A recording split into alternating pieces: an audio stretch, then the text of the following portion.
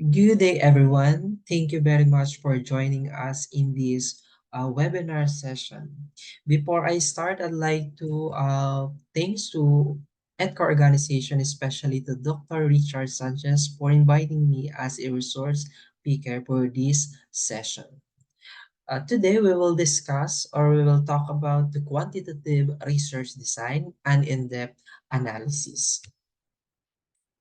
Objectives is to understand the different quantitative research designs, their applications, strengths, and weaknesses. When we say quantitative research, it is in systematic investigation of phenomena by gathering quantifiable data and performing statistical, mathematical, or computational techniques. Meanings, if you will use a quantitative research design in your study is measurable by number. What does this mean, systematic investigation? Imagine you want to find out which type of exercise helps people lose weight the most effectively. In systematic investigation, you carefully plan an experiment. You decide to compare three types of exercise, example, running, swimming, and cycling. And in gathering quantifiable data, example, you have 30 people participate in the study with 10 people doing each type of exercise. After 8 weeks, you measure how much weight each person lost. And of course, you are performing statistical techniques, then use statistical methods to analyze the weight loss data. For example, you calculate the average weight loss for each exercise group and compare these averages to see which exercise led to the most weight loss. In this sample example study, quantitative research means you're using numbers to systematically compare different exercises and find out which one is the most effective.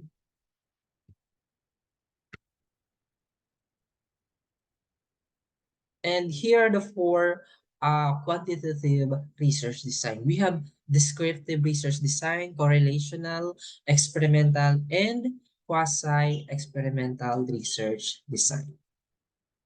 Let's talk about the descriptive research design. Imagine you want to learn about the eating habits of college students. Okay? So in the descriptive research design, this approach is about gathering information to describe what's happening without trying to change or influence it. Example, in surveys, you create a survey asking college students about their daily meals, snacks, and dining habits. You then collect and analyze the responses to get a clear picture of their eating habits. And also, sa mga survey, meron tayong mga adapted na questionnaire or researcher made. Kapag yan ay adapted, may pinagkunan tayo or yan yung standardized. No, kapag researcher made, make sure na ito ay na-validate. Okay. And also observational studies. In observational studies, instead of asking, you might observe students in the campus dining areas to see what they actually and how often. In this case, you're just describing what eating habits are like among college students, not trying to alter or influence their behavior. That is a descriptive research design. And the application used when the goal is to describe the what of a phenomenon. Let's imagine you want to understand how many people in your city prepare different types of music. Okay, so describing what? You conduct a survey asking people about their favorite music genres. Your goal is to find out how many people prepare pop, rock, classical, jazz, and etc. So in this case, you're not trying to change people music preferences. You're just gathering information to describe what are the current preferences are in your city. And there is a strengths and weaknesses of descriptive research design. okay, can provide a snapshot of current conditions. So, example, you conduct a simple survey asking residents if they have pets and what kinds. You quickly get a clear pictures of how many people have pets and what types, like for example, dogs, cats, birds, etc. Okay? So, and also it is easy to conduct. Of course, magsa-survey ka lang naman eh, 'di ba? Tatanungin mo lang kung ano yung kanilang mga pets at kukunin mo lang kung ilan at kung anong uri. So, kaya madali talaga siyang i-conduct. And weaknesses cannot determine cause and effect. So, because your survey shows that many people with pets have dogs, pero hindi naman na-explain nito bakit, 'di ba? Tinanong mo lang eh. Okay? So, for example, it doesn't show if having pets makes people happier or if people with dogs are more likely to have pets in general. Okay, kasi nga sa descriptive, kukunin mo lang yung frequency. Okay, i-describe mo lang. Okay, kung ilan. Hindi mo na itatanong sa mga respondent mo na bakit. Kasi nga, anong goal is to know what. Okay? And also, it is limited in-depth analysis because the survey gives you basic information but doesn't explore deeper reasons or details like how pets ownership affects people daily lives or emotions. So, kasi kapag aalamin mo na kung bakit, eh, hindi na siya quantitative, hindi na siya descriptive research design, papasok na dito yung qualitative. Okay? And in short, descriptive research is a great for getting a simple, clear picture of current condition, but doesn't help with understanding the reasons behind those conditions or provide detailed insights. Next is correlational research design. Okay, so it examines the relationship between two or more variables without manipulating them. Okay, this type of research looks that whether two things or the variables are related to each other without trying to change or control them. So what does it mean? Okay, so example, you collect the data from student, how many hours they studied for their exam and what their exam scores were. Then analyze the data to see if students who studied more tend to have higher scores. So the point is you're not changing how much students study or their exam condition. You're just observing and analyzing the relationship between study time and exam score if they have. Kung mayroon ba talagang relationship yung study time saka exam score. So dun lang yun natatapos. Kumbaga hindi mababago o magkakaroon ng hindi maiimpluwensyahan nung dependent variable yung independent variable dito. Okay, in short, correlational research helps you understand if there's a link between two things like study time and exam scores, but it doesn't show whether one causes the other.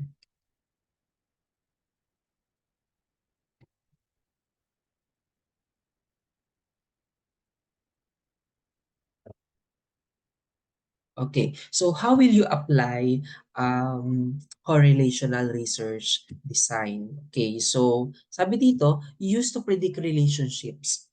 Okay. So example, imagine you want to see if there is a link between the number of hours people exercise each week and overall happiness. Okay, you will collect the data from people about how many hours they exercise and how happy they feel. You want to find out if people who exercise more tend to be happier and also understand strength and the direction. Okay, so you analyze to see if there is a relationship. For instance, you might find that more exercise is associated with higher happiness. You also determine how strong this relationship. Example, does a little more exercise make a small difference or there is a big effect? And the direction, does more exercise lead to more happiness or it is the other way around? Meaning, correlational research helps you to predict how changes in exercise might be related to changes in happiness, and understand how strong that connection is. That is correlational, the relationship.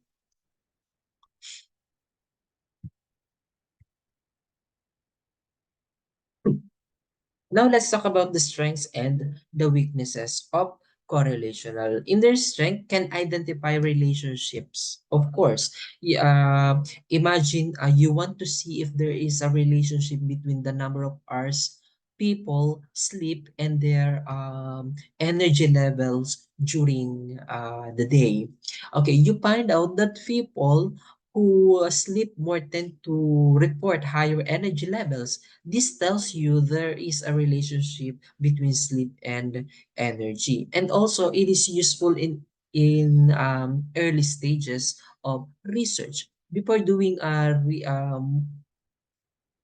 more detailed studies, this is an initial research gives you a quick look at whether there is a link worth exploring further. Kaya nga yung mga research, yung mga correlational na research, no, magandang sundan siya. Kasi alam natin na, okay, ito palang variable na ito ay may relationship dito. So, mas maganda siyang i-explore pa at mas palawakin. Weaknesses cannot infer causality. Okay, so just because you find like for example pa rin sa energy sa sleep, just because you find a relationship between sleep and energy, it doesn't mean that more sleep directly causes higher energy, because there could be other factors at play. Okay, so may be affected by the third variables. Ito yung kaya sinasabi cannot infer causality. For example, people who sleep more might also be less stressed, which could affect their energy levels, of course. So stress might be factor influencing the results, not just sleep alone. Okay. In short, a correlational research uh, helps you see if two things are related, and it is good starting point for research, but it doesn't prove one thing causes the other and can be influenced by other factors.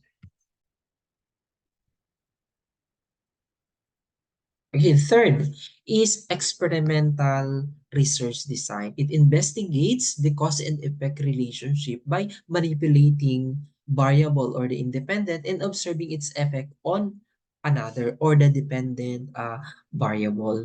Okay, investigate cause and effect relationship. Imagine you want to find out if drinking coffee affects how well people perform on a test or how students perform on their exam. Okay, this research helps you find out if changing one thing or the drinking coffee causes a change in test performance. Example of controlled laboratory experiments. So you manipulate one variable. You give one group of people coffee before they take a test or exam with coffee, and another group with no coffee or the control group.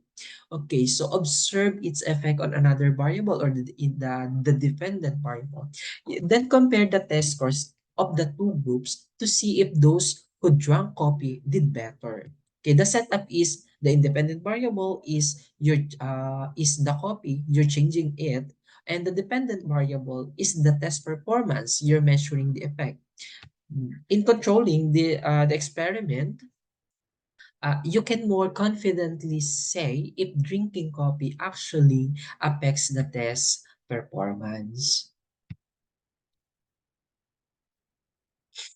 And how will you apply experimental research design? Okay, use when the goal of your research is to establish causality. What does it mean? Imagine you want to find out if taking uh, a new study course improves student test scores. Okay, goal is to establish causality. You want to determine if the study course directly causes an improvement of the test scores. Okay. Okay, how will you set your experiment? Okay, so example, you will create two groups of student. One group takes the new study course or the experimental group, and the other group does not, or the control group. So, measuring the effect. Both groups take the same test before and after the study course. You compare the test scores to see if the experimental group who took the course scores higher than the control group. So by conducting this experiment, it increases the ability to determine causal relationship. If the experimental group scores significantly higher, you can conclude that the study course likely caused the improvement in test scores, and it can state causal conclusion. You can confidently say that taking the new study course leads to better test performance because you controlled other factors and directly tested the effect of the course. In all, overall, experimental research is used to find out if a study course directly causes a change in the test scores. Now let's talk about the strengths and weaknesses of experimental research. Okay, so can establish cause and effect and highly controlled environment. In establishing cause and effect, example, imagine you want to see if a new teaching method improves student performance. Okay, so you conduct an experiment where one group of students uses the new teaching method and another group uses the old method. So by comparing the test scores, you can determine if the new method directly causes better performance. And in highly controlled environment, you control all factors in the experiment like classroom setting, test conditions, and time of day to ensure that any differences in performance are due to the teaching method, not the other variables. And weaknesses may lack ecological validity. Um, because the control group environment of experiment might not reflect real classroom setting. For example, for new teaching method might work well in your study but not in everyday classroom where students have different distraction and dynamics. Kasi like for example, baka experiment mo ginamit ang environment mo iba, hindi yung realidad talaga sa school. Halimbawa, baka sa classroom na ginamit mo is room na talagang maayos, aircon, tahimik, pero sa real world naman, hindi naman talaga gano'n ang classroom. So, maaaring maapektuhan yung result. Okay? Maaaring yung study mo is hindi mag-work sa ibang tawag doon, study. Okay? So ethical concerns in some cases. So if the new teaching method is untested, you might worry about whether it is fair to use on its students, especially if the old method is already known to be effective. Okay? So there could be concern about withholding potentially beneficial teaching methods from some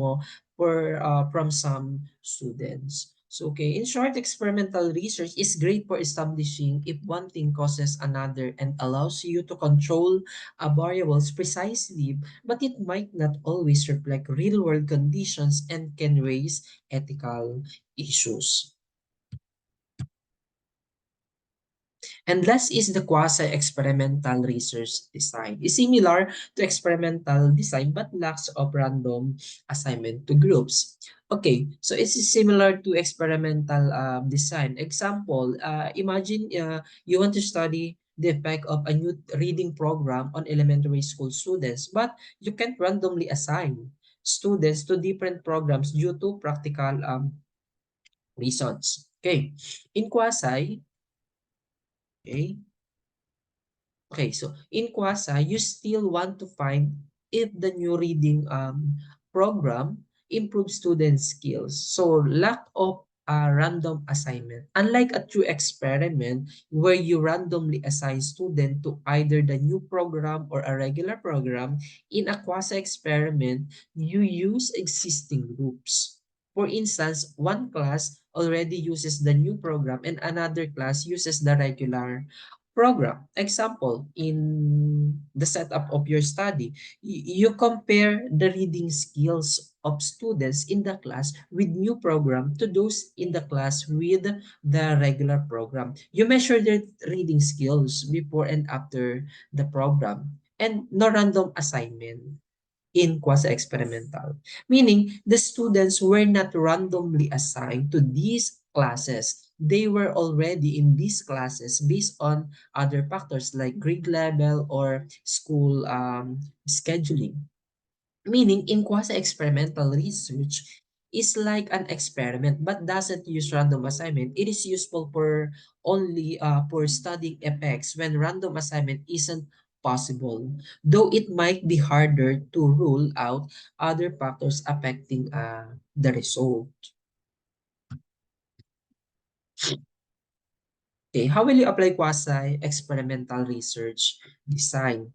Okay, use when it's not possible randomly assign participant to different intervention for ethical or practical reason. Example, you want to study if new school lunch a program improves student health, but you can't randomly assign students to different lunch programs due to school policies and practical constraints. So it is not possible to randomly assign participants. So randomly assigning student to different lunch program isn't feasible because students are already in their current lunch program based on their school schedule or parental choices, especially in the private schools. Okay, so how will you set this study? Okay, you use two existing groups of student. One group is already in the new lunch program and the other group is in the old program. Okay, so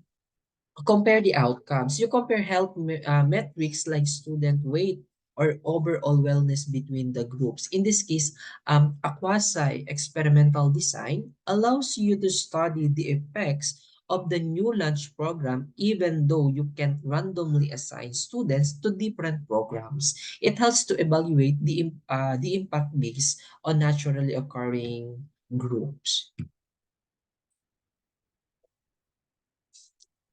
Now let's talk about the strength and the weaknesses of quasi-experimental. Strength is more practical and visible in real-world setting. Okay. Example, you want to assess whether a new teaching method improves student performance, but you can't randomly assign student to different teaching methods. Okay. So more practical and visible in real-world setting. You use existing classes where one class is already using the new method and another is using the old method. Okay, this setup is practically because you're working with real-world classroom situation without needing to rearrange everything. Because in quasi, this is not controlled. Okay, unlike in experimental. It allows you for comparison. So by comparing the performance of the student in the new method class with those in the old methods class, you can see how the new method might impact student performance. For weakness, potential for selection bias. Okay, so example, the two classes might differ in other ways. Example, different since different teacher, there is a different styles or different student backgrounds that affect the performance. So not just the teaching method. This could be bias your results and also cannot fully establish causality. Since students weren't randomly assigned to the new or old method, you can't be completely sure that differences in performance are solely due to the teaching method and not other factors. So meaning, in quasi-experimental research, it is practical and allows for real-world comparison, but might be affected by biases and cannot definitively prove one thing causes another. Okay, so now, let's talk about choosing a research design. So, paano nga ba tayo pumili? Okay? So, basta na lang ba naisip na gusto ko mag descriptive. Okay? So, ano yung mga dapat nating i-consider? Okay. First is the nature of research question. Okay, imagine you want to study the impact of a new exercise program on people's health. Okay, so describe. If you just want to describe the general health benefits of the exercise program, example, what type of improvements people experience. Okay, you might use a descriptive research design. For instance, you could survey people about their experiences with the program. Okay, predict. If you want to predict how likely it is that people who follow the exercise program will experience specific health improvement, example, predicting who will improve their fitness levels, you might use a correlational research design. You'd look at the relationship between program and participation and health outcomes and establishing causality. Okay? If your research question is establishing causality, if you want to determine if the exercise program directly causes health improvements, example, proving that the program leads to better fitness, you would use an experimental research design. You'd randomly assign participant to the program or a control group and compare their health outcomes. Next is ethical consideration. Okay, consider the ethical implication, especially in experimental designs. If your research involves manipulating variables like assigning people to different exercise programs, ensure that is ethical. For example, ensure that participants are informed about the study, give consent, and not for the put at risk. Baka mamaya yung iyong fitness exercise program ay running, tapos since wala kang ginamit na ethical consideration, ang pinatakbo mo ay may asthma, so delikado ano, you put a risk ano para lang sa isang study. So we need to give a consent. Okay, also consider impacts. So make sure that exercise program won't harm participant and that all participants are treated fairly and have equal access to benefits. Meaning in choosing a research design, it depends on whether you want to describe, predict, or prove cause and effect relationships, and you must consider the ethical implication of your study, especially in experimental study. Okay, feasibility. You have to consider the feasibility, assess the practicality, consider if you have the resources, time, and ability to carry out the study. Example, if you want to test the new method across multiple schools, check if you have school and enough schools willing to participate, the time to organize the study, the budget to cover materials and staff. If the resources are limited, you might choose a smaller scale study such as one class rather than multiple schools. Ano, halimbawa nga, ang gusto mong maging respondent ay 50 schools, public schools. So, eh wala ka namang access doon. So, you have to limit.